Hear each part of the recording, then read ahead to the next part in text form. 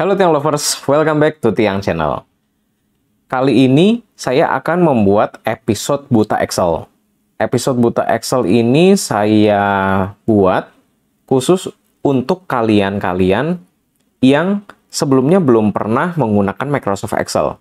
Atau sudah pernah cuman masih bingung-bingung cara pakainya gimana.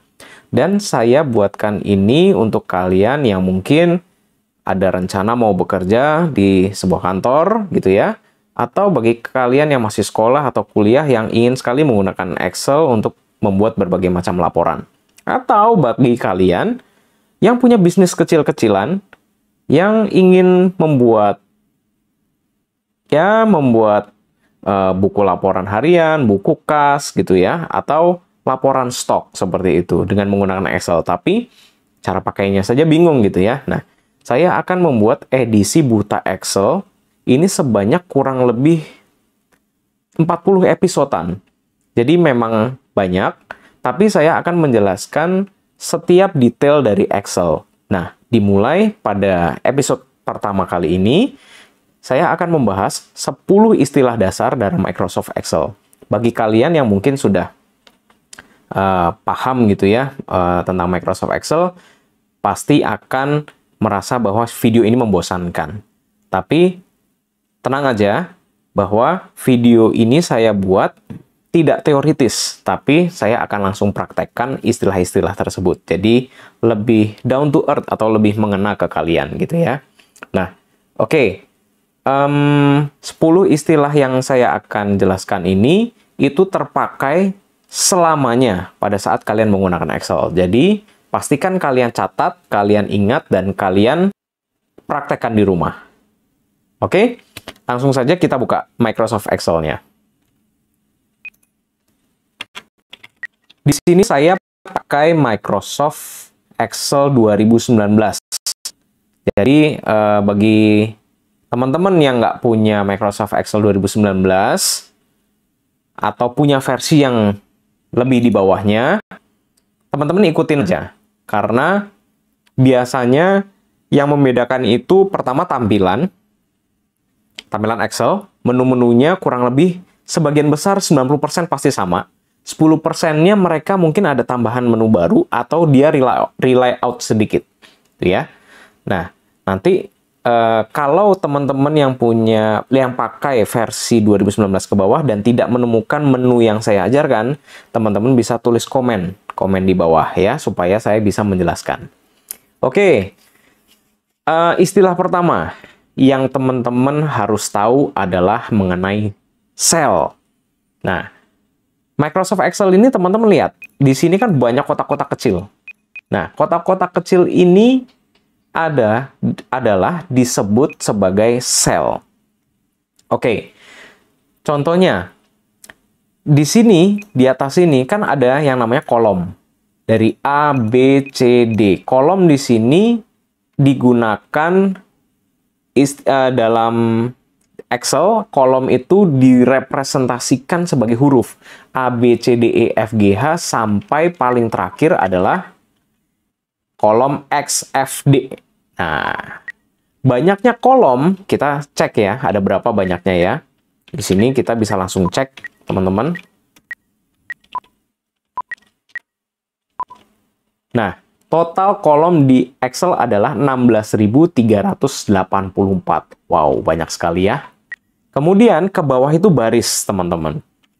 Baris itu digambarkan atau direpresentasikan oleh angka 1, 2, 3, 4, 5 sampai berapa? Sampai 1.048.576. Nah, jadi kalau kita kalikan 1.048.000 tadi sama kolomnya 16.000. Coba ya, kita kalikan. 1.480 berapa tadi? 6 ya, saya lupa. 1048576. Oke, 1048576 dikali dengan 16.384. Oke, jadi jumlah kotak-kotak kecil yang ada di Microsoft Excel ini sebanyak 17.179.869.184 kotak. Nah, satu kotak itu merepresentasikan data. Jadi teman-teman bisa nyimpen 17 miliar data gitu ya di satu worksheet Microsoft Excel. Nah, teman-teman, 17 miliar itu adalah sel. Jadi, satu kotak itu adalah satu sel. Ini namanya sel. Nah, sel itu ada alamatnya atau ada address-nya, gitu ya. Nah, kalau saya klik di sini. Nah, alamat sel ini ada di kiri atas ini, yaitu F6. Jadi, F itu tadi kolom, 6 itu baris. Jadi, titik pertemuan antara kolom dan baris itu disebut sel. Sel itu satu ya, cuma satu sel, titik gitu. Jadi, saya kasih warna di sini misalkan kuning gitu ya. Nah, sel kuning ini adalah alamatnya F6. Oke? Kalau di sini berapa teman-teman? B3. Ini di sini udah dikasih tahu. Ya, saya kasih warna misalkan biru gitu ya. Nah, itu adalah sel. Ya, jadi nanti teman-teman kalian yang biasanya akan minta, coba tolong dong lihat data yang ada di sel K3 gitu ya. Kalian sudah bisa tahu sel K3 itu mana. Di sini K, di sini 3. Oh, berarti sel K3 di sini gitu. Atau misalkan sel S25. Wah, kalian ribet kan nyarinya S25. Nah, di sini kalian juga bisa ketikin alamatnya di sini. S25. Nah, ketemu di sini. Nah, itu teman-teman. Jadi yang pertama, sel itu sudah tahu ya, pertemuan titik temu antara kolom dan huruf itu disebut sel. Banyaknya sel tadi berapa? 17 miliar lebih di sini. Yaitu kolomnya 16.000 lebih, barisnya 1 juta lebih, ya. Nah, di setiap sel itu ada alamat, gitu ya. Ada alamat nama panggilannya dia. Nah, di sini tempatnya. Oke, nah udah dua istilah tuh. Cell address. Oke. Kemudian, kalau misalkan di sini, sorry, ini namanya name box ya, kotak nama. Ini saya jelaskan sekalian kotak nama, jadi istilah ketiga adalah kotak nama. Name box ini adalah menggantikan alamat sel yang tadi. Misalkan, kalian nggak suka data ini dipanggil B3, sel ini dipanggil B3. Bingung kalian, gitu ya. Kalian ingin menamakan sel ini sebagai namanya sel biru gitu ya. Bisa di sini diklik aja, tulisin biru, enter. Dan di sini kuning. Sel F6 ini kuning. Kuning, enter. Nah, kalau teman-teman lihat di sini, otomatis dia berubah nih. Dari tadinya B3 menjadi biru. Terus di sini kuning. Gitu ya. Gunanya untuk apa sih gitu ya? Kita loncat dulu nih. Gunanya nanti untuk dirumusin. Contohnya gini teman-teman. Di sel B3 ini kita punya angka 1. Kemudian di sel F6 atau sel kuning kita punya angka 2. Ya. Kalau dia belum dialamatin, dirubah alamatnya jadi biru dan kuning, maka kalau untuk mau menjumlahkan, berarti kan kita harus manggil alamatnya. Contohnya sama dengan B3. B3 itu isinya 1 kan, ditambah F6. Enter. Jumlahnya 3. Nah, itu kalau belum diganti alamatnya, B3 tambah F6. Tapi kalau sudah diganti alamatnya, bisa juga kita tulis begini, teman-teman. Biru tambah kuning. Nah, seperti itu. Kalau belum diganti alamatnya nggak bisa. Dia nggak kenal. Contoh di sini ada angka 2, di sini ada angka 3. Ya. B6 sama B7. Kita mau jumlahin di sini. Sama dengan, andai kata ini merah dan hijau gitu ya. Merah plus hijau. Tuh, dia nggak akan mau. Karena kita belum define alamatnya dia. Dia masih pakai alamat rumah yang lama. B6 dan B7. Nah, seperti itu. Ini akan sangat terpakai sekali. Sampai seterusnya. Oke? Kita udah bahas sel. kita udah bahas address, kita sudah bahas name box, kotak nama di sini tadi itu ya. Oke, ada 3 tuh. Kemudian yang keempat ya. Yang keempat tuh range. Nah, ada yang namanya range. Range itu adalah kumpulan sel, teman-teman. Kalau ini sel itu kan cuma satu kotak. Kalau misalkan kita pilih 2 kotak ini namanya range. Nah, ini saya akan kasih warna orange misalnya ya. Nah, range ini alamatnya gimana? Gitu kan? Kalau sel tadi jelas B3 sama F6. Kalau range ini alamatnya begini, teman-teman. Alamatnya B6 sampai B7. Nah, ini alamatnya dia. Kalau misalkan range-nya begini. Kita kasih warna biru tua ya. Nah, ini alamatnya bagaimana? Alamat ini adalah dari kiri atas sampai dengan kanan bawah. Sel kiri atas sampai sel kanan bawah. Itu cara penulisan alamat range. Jadi alamatnya adalah B9 titik 2 E15. B9.2 E15. Nah, ini adalah alamat range. Ya. Nah, kegunaannya untuk apa? Kegunaannya untuk formula lagi. Saya kasih contoh, teman-teman. Misalkan, di sini saya masukin angka 1 semua ya. Saya masukin angka 1 semua. Oke. Nah, saya ingin menjumlahkan angka 1 yang ada di range B9 sampai E15 itu gimana? Kita tinggal sum. Kita tinggal blok semuanya, teman-teman. Ini namanya di blok ya, ada di select all gitu ya. Kita enter. Nah, teman-teman lihat di sini, formula sini ada B9.2 E15 sama yang seperti saya tulis ini kan. Nah, ini dia memanggil alamat. Saya mau menjumlahkan dari B9 sampai E15, enter. Hasilnya 28. Ya, tentu ya. Soalnya dari barisnya ada 7. Kolomnya ada 4. 7 kali 4, 28. Bener ya?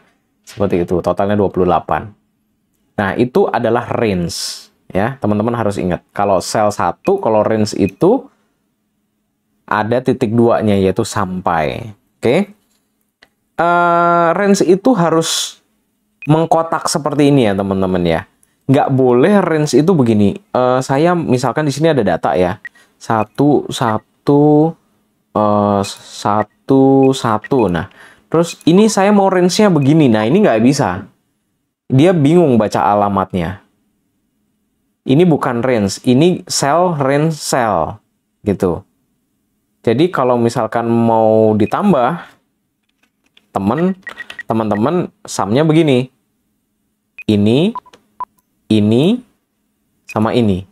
Nah, tutup kurung. Teman-teman lihat di sini. Di sini cell, range, cell. Begitu. Jadi, kalau mau range, yang benar-benar namanya range itu adalah gabungan, sekotak penuh. Gitu. Oke? Jelas ya?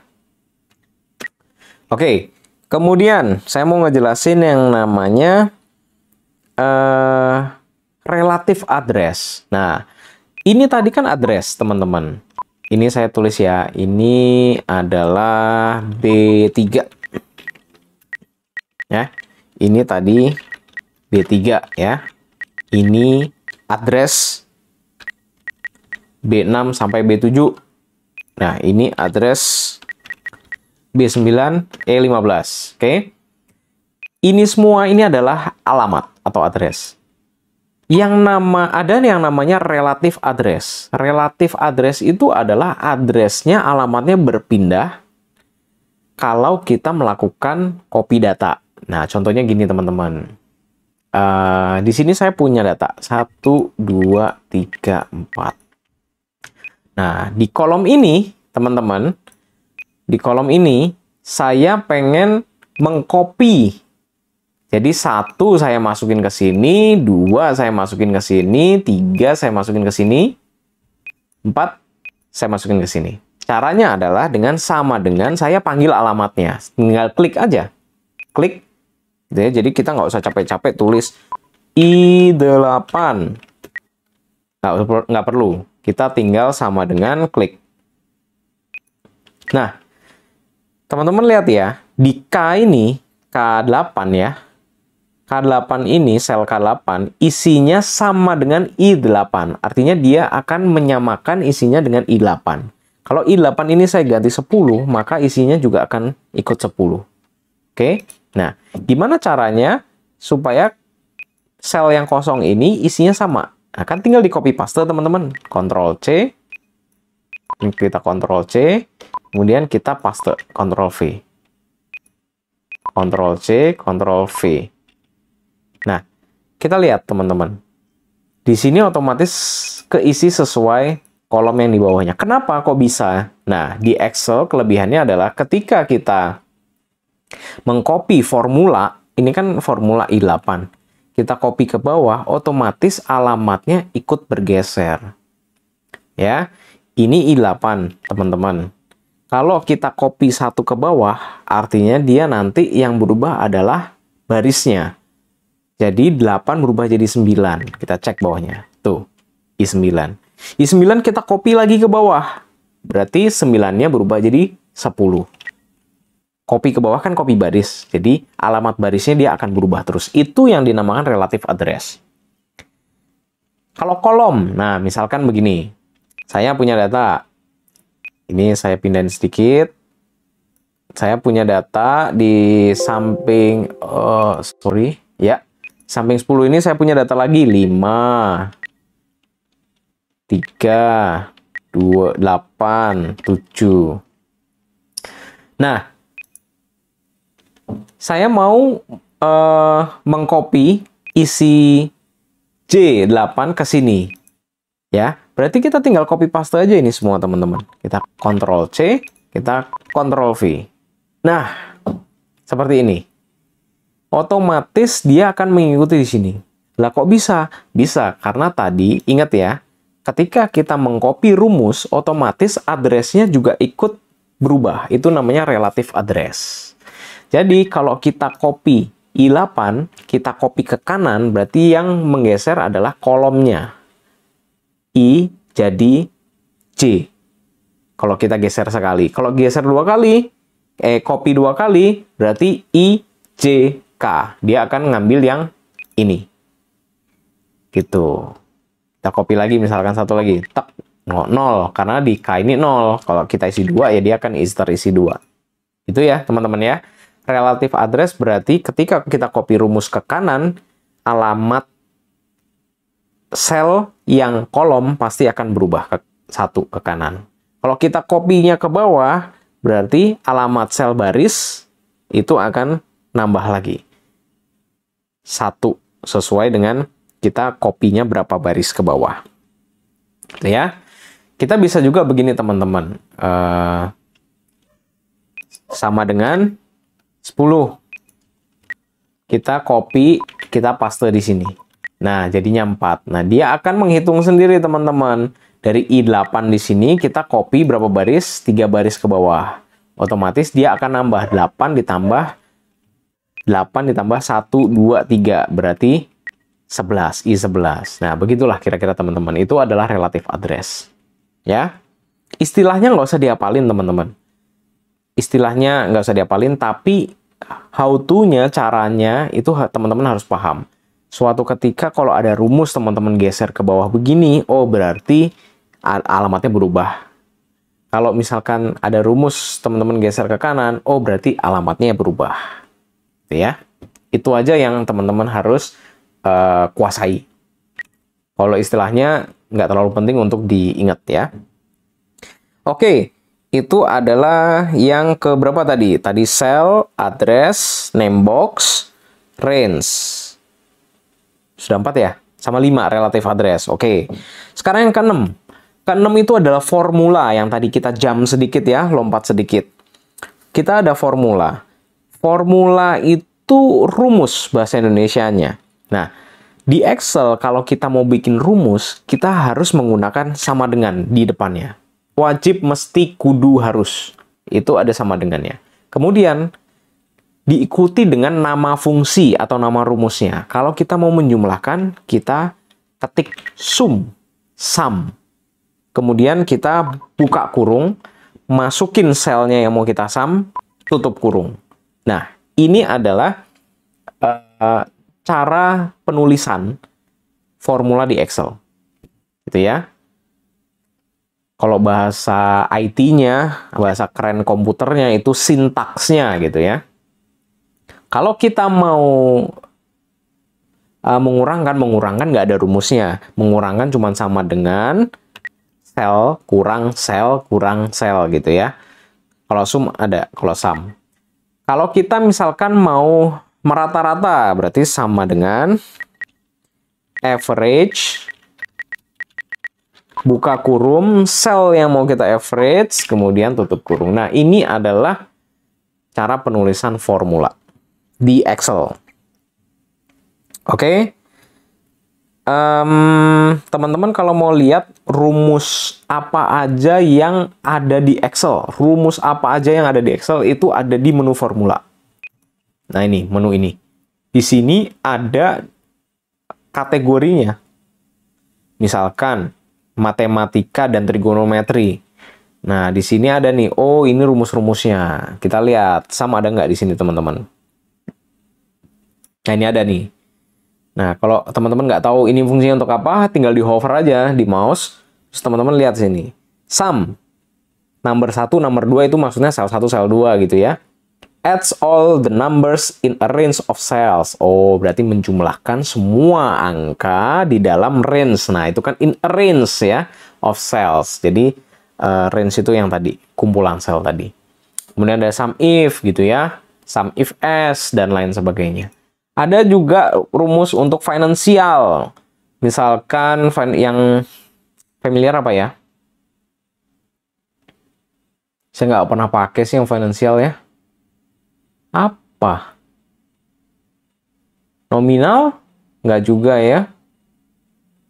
Nggak pernah pakai sih. Oke, di pekerjaan saya juga nggak pernah pakai ini. Paling sering logical. Logical and if error. Terus ada not or gitu ya. Itu paling sering kepake juga. Kemudian teks ini juga sering kepake nih. Gitu ya. Ada teks, ini untuk mengubah angka menjadi teks gitu ya. Emang angka itu bukan teks? Bukan. Angka itu integer. Nah, itu teman-teman cukup membingungkan ya. Tapi yang perlu dipahami di sini angka itu adalah value kalau di Excel. Bedanya angka sama teks itu gini, teman-teman. 15. Kalau berupa value, dia bisa ditambahkan, bisa dikurangkan, bisa dikalikan, bisa dibagi. Gitu ya. Bisa dihitung, pokoknya. Tapi kalau 15 berupa teks, dia nggak bisa dikali, nggak bisa dibagi, nggak bisa ditambah, nggak bisa dikurang.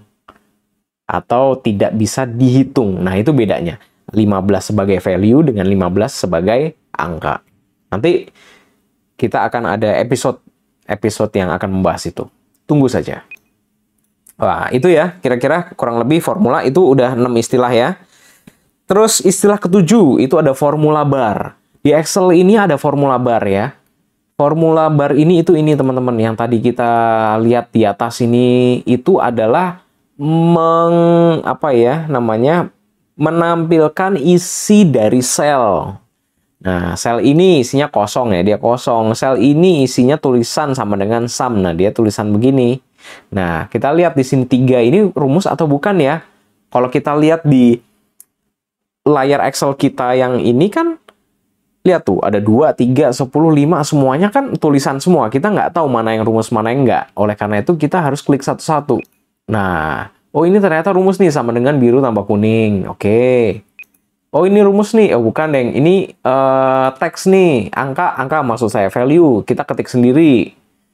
Kemudian, oh yang ini, oh sama. Yang ini, wah ini baru rumus, sama dengan. Nah gitu teman-teman, itu fungsinya formula bar. Oke. Kemudian, itu istilah ke-7. Istilah ke-8. Menu atau ribbon. Oke, di Excel itu paling atas ini ada menu, teman-teman. Ya. Menu ini kalau di Excel dia bilangnya ribbon atau pita. Jadi kalau misalkan saya pengen apa? Misalkan saya pengen ngelihat kumpulan rumus tadi formula. Oh, itu ada di ribbon formula. Nah, di ribbon formula tuh di sini, teman-teman. Bagian function library gitu. Ya, tapi saya biasanya lebih senang nyebutnya dengan menu gitu ya. Lebih nyangkut aja gitu di kepala gitu ya. Menu home, menu insert, menu page layout dan lain sebagainya. Tapi ini adalah namanya ribbon sebetulnya ya. Oke. Kesembilan. Kesembilan ini adalah worksheet. Worksheet itu teman-teman lihat nih. Di bawah sini kan ada sheet 1, terus ada tanda plus. Nah, satu buah file Excel itu bisa banyak sheet, bisa banyak lembar kerja. Saya pernah googling juga, sheet itu bisa sampai ratusan kalau nggak salah ya. Cuman berapa ratusnya saya agak lupa. Tapi pengalaman pribadi saya, sheet-nya terlalu banyak, itu akan mempengaruhi kinerja Excel juga terlalu berat. Jadi ya, paling banyak, paling pol itu saya pernah pakai sampai 200 sheet gitu. Itu aja udah berat sekali gitu ya. Nah, sekali lagi, sheet adalah lembar kerja. Jadi yang teman-teman tadi lihat, teman-teman tadi 17 miliar itu adalah di satu sheet aja. Kalau kita tekan tanda plus ini, dia akan nambah sheet atau lembar kerja baru. Nah, ini juga isinya 17 miliar juga. 17 miliar sel.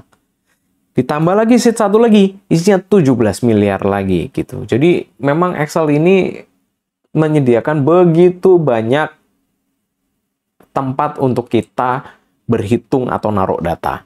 Jadi teman-teman memang harus menguasai Excel karena sekarang ini apa-apa kita selalu menggunakan Excel dalam membuat laporan, dalam berhitung, dan lain sebagainya. Sampai Excel juga bisa dibuat untuk kreativitas seni menggambar gitu ya. Nanti kapan-kapan saya akan tunjukkan. Oke, ini adalah sheet ya teman-teman ya, worksheet.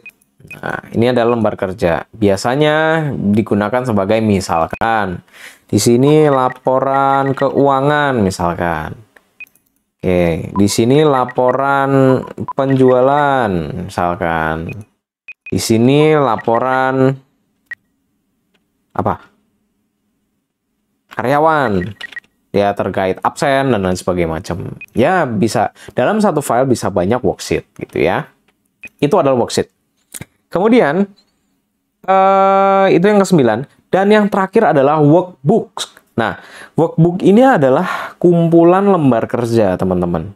Jadi worksheet tadi yang banyak itu kita save itu menjadi satu file Excel. Nah, satu file Excel ini nama lainnya adalah workbook ya. Nah, kenapa dia dinamakan workbook gitu ya? Dinamakan terpisah gitu. Dia punya istilah sendiri maksudnya.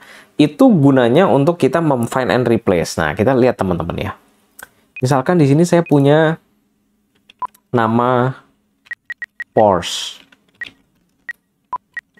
Lambo, Mercedes. Ya, saya punya 3 nama mobil di sini.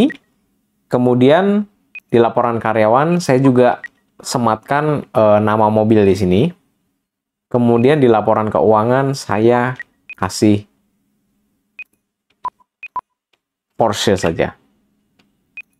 Oke, saya Ctrl F, saya tekan Ctrl F. Kemudian saya akan find what? Saya akan find ada nggak di sheet ini yang namanya Porsche. Salah tulisannya tuh. Porsche, bukan Porsche. Oke, kita find next. Nah, ketemu teman-teman. Atau find all. Nah, find all di sini dia nunjukin alamatnya. Oh, ada di sel L15. Oke, ketemu. Terus ada nggak? Di sheet ini kan memang ada teman-teman ya. Tapi ada nggak di sheet lain yang ada Porsche-nya? Nah, caranya adalah kita klik option ini. Kita find-nya within workbook. Jadi dia akan mencari ke semua worksheet yang ada di satu workbook ini. Tadi kita nyarinya cuma sheet ini doang, makanya within sheet. Sheet itu cuma sheet ini doang. Yang sheet yang aktif, sheet yang kita lagi kerja. Tapi kalau kita mau all workbook, kita klik ini. Kita find next coba. Nah, otomatis dia pindah ke laporan penjualan. Dia tunjukin tuh ada cross check lagi di sana. Di L15, bukan deng. Di berapa? G7. Oke, kita next lagi. Oh, ada cross check juga di laporan karyawan. Di G6. Kita bisa find all juga. Nah, find all ini dia akan nunjukin alamat-alamatnya tadi, teman-teman. Oke, kata Excel saya ketemu 3 cross-check. Cross-check yang pertama ada di sheet laporan keuangan, alamat ini. Cross-check yang kedua, laporan penjualan, sel yang ini. Cross-check ketiga di laporan karyawan, sel ke ini. Nah, itu adalah gunanya workbook. Dia untuk mem-find and replace. Nah, gitu teman-teman. Paham ya sekarang ya? Tapi kalau saya mau cari di sheet ini doang ya, ini diganti within sheet. Sorry, ini. Di option tadi ini dibuka nih optionnya. Find. Oke, ketemu 1. Lah, kalau misalkan mau cari di workbook lain ya, kita harus klik ini. Ini adalah klik apa? Excel yang aktif. Oke, kita Ctrl F lagi, Ctrl Find. Kita find next lagi. Oh, udah ada nih di sini. Ketemu. Nah, gitu. Nah, kira-kira itu aja teman-teman. 10 istilah yang teman-teman harus kuasai, karena kalau tidak menguasai 10 istilah ini, teman-teman akan kerepotan nanti di pembelajaran Excel berikutnya. Saya rangkum lagi ya. Kita sudah tahu apa itu sel, kita sudah tahu apa itu alamat atau address, kita sudah tahu apa itu range, kumpulan sel. Kita sudah tahu juga itu yang namanya name box. Tempat nama ya, kotak nama atau kotak alamat tadi, atau kotak sel ya, kemudian kotak nama sel. Kemudian yang kelima adalah relative address, yang kalau kita copy ke bawah atau ke samping, otomatis rumusnya akan berubah sesuai kolom dan baris. Oke. Yang keenam ada formula, kita udah belajar. Itu tadi formula harus pakai sama dengan, pakai nama rumus, kemudian pakai buka kurung, tutup kurung. Kita udah belajar formula bar. Kita udah belajar apa itu ribbon, yaitu menu-menu yang di atas. Kita sudah belajar worksheet, dan kita sudah belajar workbook. Oke, cell, address, range, name box, relative address, formula, menu atau ribbon, worksheet, workbook, formula bar. Semuanya sudah selesai. Oke, kalau gitu sekian video episode kali ini. Kita nanti akan bertemu lagi di video di episode berikutnya. Nah, di episode berikutnya saya akan membuatkan tutorial mengenai per masing-masing menu ini, teman-teman. Jadi, nanti episode 2 saya akan membahas khusus menu home clipboard. Episode 3 saya akan membahas menu home font. Episode keempat saya akan membahas menu home alignment. Nah, jadi per masing-masing menu per episode, supaya teman-teman juga bisa gampang sewaktu-waktu bila ingin belajar atau mencari lagi pelajaran yang sudah dipelajari atau untuk pengulang gitu ya. Oke, sekiranya episode ini begitu dulu. Terima kasih sudah menonton, dan jangan lupa untuk selalu nantikan dan tonton terus Tiang Channel episode berikutnya. Terima kasih.